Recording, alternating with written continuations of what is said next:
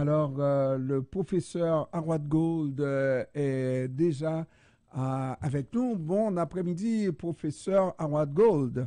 Bonjour, Monsieur Pierre. Comment allez-vous aujourd'hui? Ça va toujours bien, même quand ça va mal, professeur Howard Gold. Ça fait à peine 2 mois qu'il a été touché à l'oreille et maintenant une autre tentative d'assassinat. Moi-même, j'aurais commencé à prendre la chose au sérieux, à nous demander est-ce que ça va continuer comme ça? Pourquoi on fait des tentatives d'assassinat sur Donald Trump? C'est un personnage trop conflictuel ou bien c'est un niveau de violence qui surpasse toute compréhension aux États-Unis, professeur Gold? Écoutez, il est vraiment impossible de savoir exactement pourquoi quelqu'un agit de cette façon. Pour moi, peu importe son idéologie, quelqu'un qui agit de cette façon a des problèmes psychologiques, c'est clair. Alors, jusqu'à un certain point, il faut dire que la santé mentale, les maladies mentales sont pas mal répandues à travers le pays. Il y a un taux de maladie qui est très élevé. Mais en même temps, et puis, alors ça c'est une explication, il ne faut pas conclure que c'est plus large que l'individu. Deuxièmement, l'accès aux armes à feu est vraiment facile, trop facile. Et si quelqu'un a l'idée en tête, il n'est pas du tout difficile, on a vu la première fois, on a vu hier, ce n'est pas du tout difficile d'obtenir des armes à feu extrêmement dangereuses. Mais troisièmement, je dirais, jusqu'à un certain point, il y a un climat toxique à travers ce pays. Les mots qu'utilisent les officiels publics sont dangereux. Trump lui-même, vous savez, a propagé des rumeurs euh, qui affectent la communauté haïtienne à Springfield, Ohio. Si nos leaders, nos représentants, si nos élus agissent de cette façon, est-ce qu'il est surprenant que des gens agissent de la même façon? Je veux dire que les politiciens comme Trump et d'autres aussi ont contribué à créer un climat de toxicité. Et dans ce climat, il est plus probable qu'un individu dérangé agisse de cette façon. Oui, parce que, bon, on n'est pas à une première tentative. Il y a eu même dans l'histoire des présidents assassinés aux États-Unis. Mais ces dernières années, je pense que le dernier cas, c'était Kennedy. C'est ça, professeur? Non, la dernière fois réussite, si vous voulez, c'était Kennedy. Mais la dernière tentative était Ronald Reagan en Ronald 1980. Reagan, mais celui qui a été vraiment assassiné, c'était Kennedy, c'est ça? Ça, vous avez raison. Bon. Alors, cela dit, il reste, ces dernières années, on a eu quand même une situation, parce que bon, au moins les 30 dernières années, on n'a pas eu des cas comme ça. Avec un seul président ou ex-président, nettement, 2 cas en moins de 2 mois ou presque 2 mois, ça nous invite à nous poser des questions.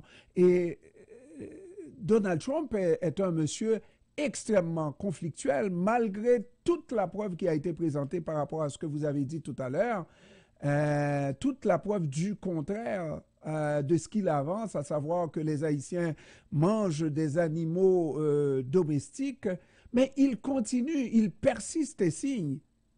C'est exactement ce que je veux dire. Quand quelqu'un dans une position d'autorité agit de façon si irresponsable, ce n'est pas juste des mots, c'est des mots qui peuvent avoir des vraies conséquences. Vous savez comme moi que les écoles dans cette petite ville à Ohio sont obligées de fermer aujourd'hui à cause des menaces de bombes. Alors, les mots, les paroles ont des conséquences. Si vous avez parlé comme ça monte un peu les niveaux de toxicité dans ce pays. Et est-ce qu'on est surpris de voir que les gens, peu importe leur idéologie politique, agissent de façon violente quand leur leader menace la violence contre les populations les plus vulnérables? C'est vraiment dangereux. Ce phénomène de Trump depuis 10 ans maintenant presque, 2016 à peu près. C'est un phénomène dangereux et beaucoup de gens ont dit depuis des années, il y aura de la violence. vous pouvez compter là-dessus. On a eu un coup d'État violent le 6 janvier 2021. Est-ce que c'est surprenant de voir que des gens, peu importe leur santé mentale, que ces gens agissent avec la violence étant donné l'atmosphère qui règne à travers le pays? Professeur, je pense qu'on doit regarder la chose. Moi, je suis haïtien, je suis d'origine haïtienne, je vis au Canada depuis un certain temps, mais Haïti reste en moi. Et quand on parle des Haïtiens comme ça, moi, je ne fais pas exception, hein. On me voit là et je suis haïtien.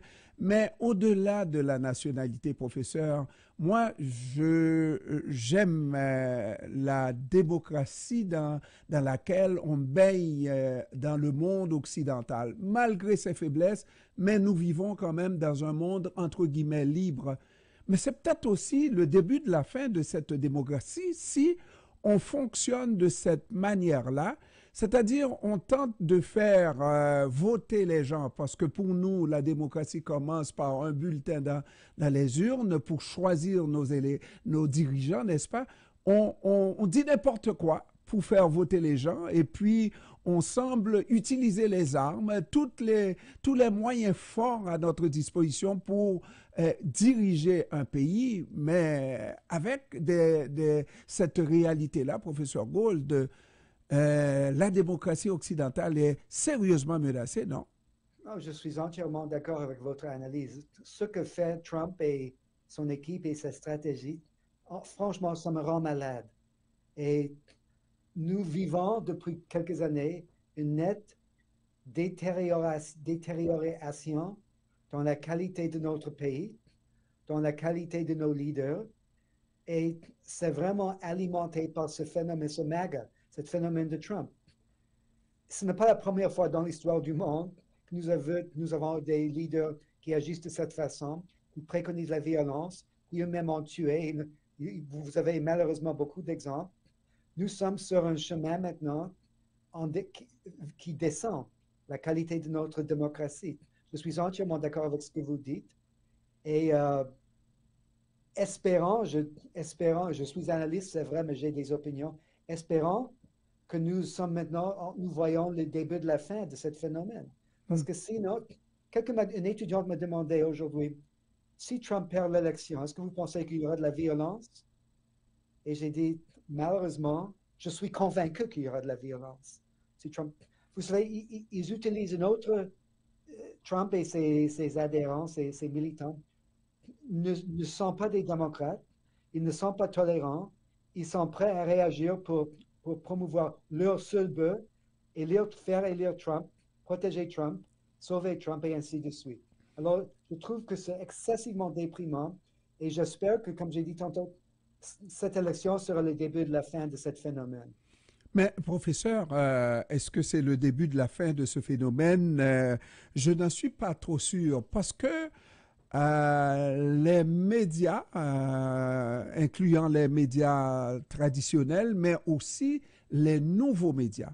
Trump est un média à lui tout seul, hein? Il a tellement de gens à l'écoute et qui gobent et qui avalent tout ce qu'il dit, et les autres médias. Elon Musk en est un. Qui peuvent donc faire le blackout total sur une réalité en projetant la nouvelle que ces médias-là veulent bien projeter.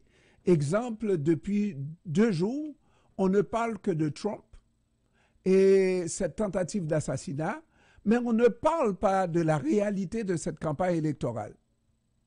Et la question est de savoir, est-ce que cette tentative d'assassinat profite à Donald Trump ou profite au peuple américain? Est-ce que ça apporte plus de lumière sur une campagne, un choix que le peuple américain doit faire, ou à Donald Trump? Franchement, je ne sais pas ce qui seront les conséquences de cette tentative d'assassinat. Après la première tentative, on pensait que ça allait profiter à Trump.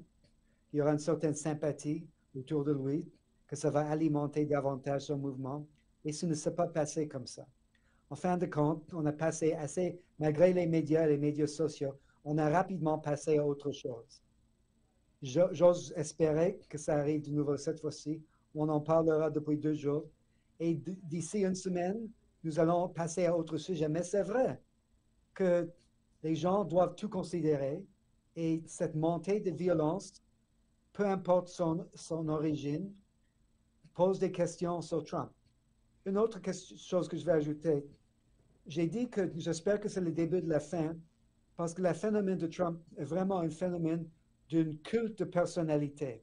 C'est vrai qu'il y a des vrais enjeux et des conflits au-dessus, mais en fin de compte, c'est un mouvement qui a été fondé par un homme et qui existe pour protéger et avancer les intérêts d'un seul homme.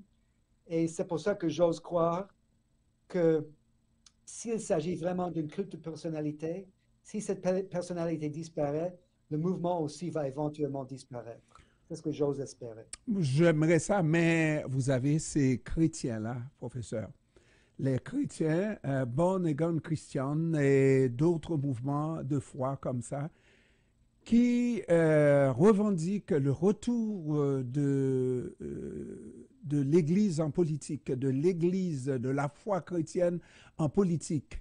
Et Trump dit oui à tous ces mouvements-là parce que c'est des gens, c'est des adeptes qui voient en Trump la possibilité de faire revenir, de donner le pouvoir à la foi chrétienne, au Christ, etc., etc. Et ça, c'est irrationnel, professeur. Et il y a de plus en plus de ces Américains qui pensent de la sorte. Est-ce que c'est Oui, la fin? Oui. vous, vous avez raison jusqu'à un certain point. Ce mouvement de nationalisme blanc, si je peux l'appeler comme ça, explique pourquoi Trump a réussi jusqu'à ce point-là. Mais considérons l'avenir de ce pays. Mais peu importe qui sera élu au mois de novembre, c'est un pays qui est en train de diversifier. Ce n'est plus un pays, et ce ne sera pas longtemps avant que les Blancs ne soient plus majoritaires dans ce pays.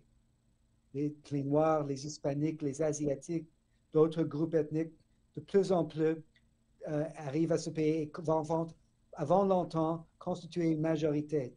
Et je ne vois pas comment ce mouvement nationaliste blanc, si on peut l'appeler ainsi, peut continuer à exister dans un pays qui devient de plus en plus divers. Ça, c'est pour moi l'antidote à la phénomène Trump. Ça, ne, ça va peut-être se produire cette fois-ci, sinon ça va se produire d'ici quelques années. Mais avec des conséquences également, professeur. Vous Oui, savez que le monde a toujours connu grandeur et décadence. L'histoire du monde est faite de grandeur et de décadence. Et depuis la fin de la Seconde Guerre mondiale, les États-Unis sont au top dans sa grandeur.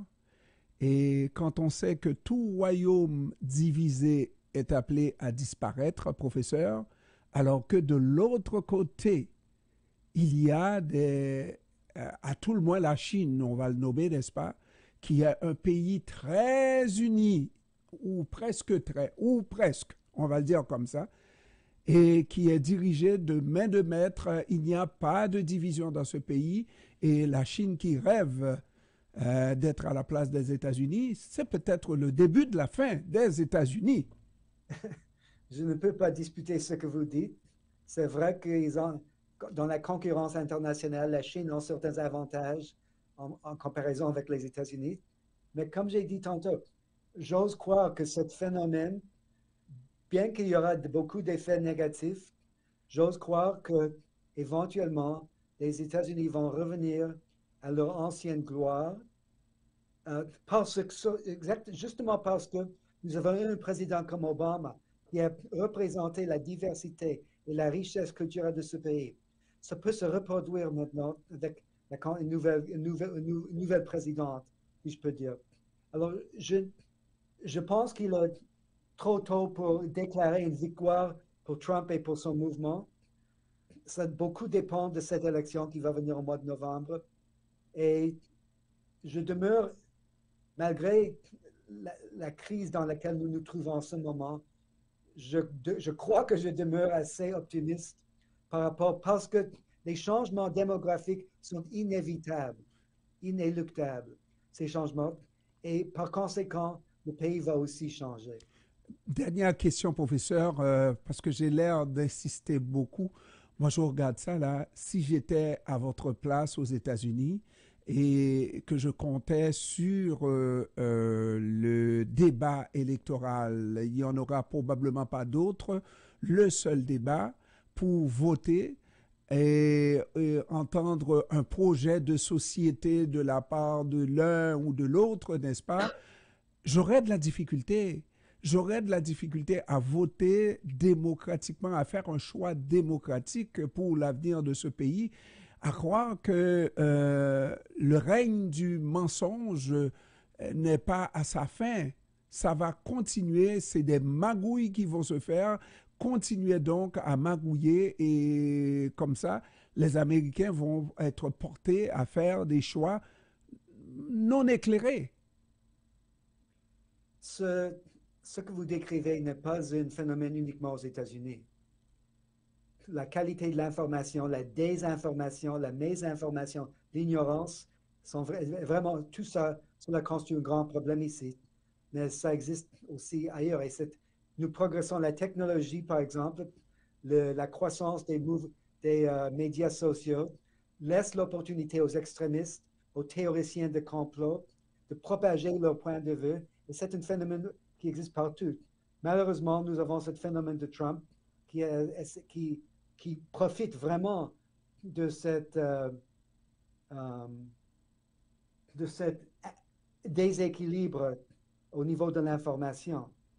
Mais en fin de compte, c'est vrai que nous sommes dans une situation très difficile.